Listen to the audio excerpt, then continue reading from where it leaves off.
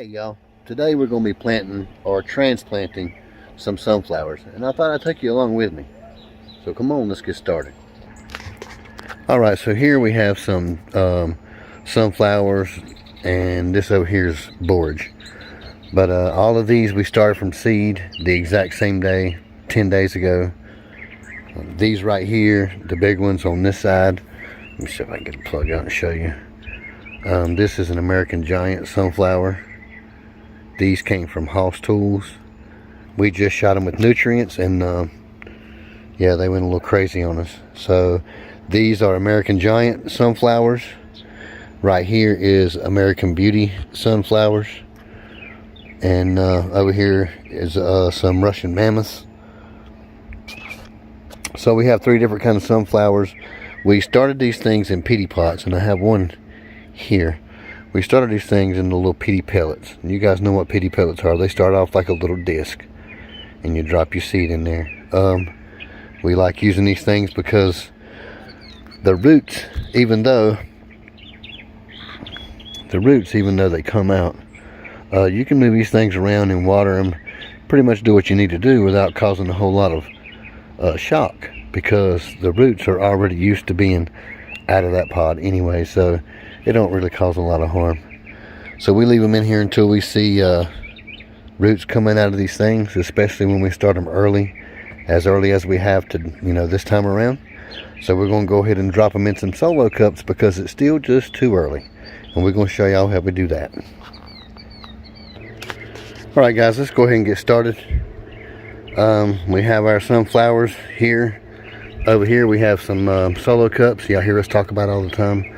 So we have solo cups that don't have any holes in the bottom whatsoever. We use those as our catch trays. Over here, as you can tell, we reuse our cups. This is the actual cup we plant in. They have holes in the bottom of them, and then once we get it planted, we drop them inside this cup for a catch tray and drain them after we water them. So over here we have some soil. This is a soil mixture we make here on the farm. I'll put the ingredients in the description below, but pretty much this is a 2-to-1 mixture of peat moss to sterilized soil. We have somewhere around 1/16 vermiculite and 1/4 perlite. So there you go, that's the recipe. Got it all mixed up really good. Here in a 1-gallon jug we have some light mixture, 1/4 strength 20-20-20 from Hoss Tools. And you guys know we did post that video about how we feed our seedlings and the ratio mixture for fertilization. I'll also toss the link to that video in the top right hand corner here for you guys to check out, so you'll have that mixture and follow along. Alright guys, so the first thing we're going to do is take some of our 20-20-20 and go ahead and pour about maybe 1/4 gallon in this soil right here. What we like to do is get the perfect amount of moisture in our soil before we get our seedlings in. Alright guys, you stay tuned, let me get this mixed up. Okay, What we're doing is we're mixing up our fertilized mixture, nutrients, in with the soil, and we're just going to keep on hand mixing it until the dust stops getting kicked up from our peat moss.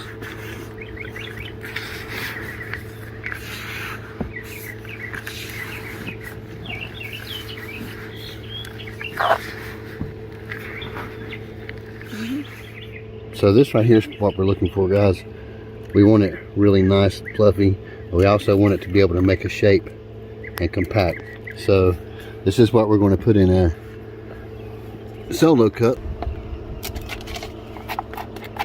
So we're going to take the solo cup that we have. I already have drain holes in, and because these sunflowers are so big, we're only going to drop about 1/4 of a cup in there. Then we're going to take one of our sunflower seed plugs and drop it down in here.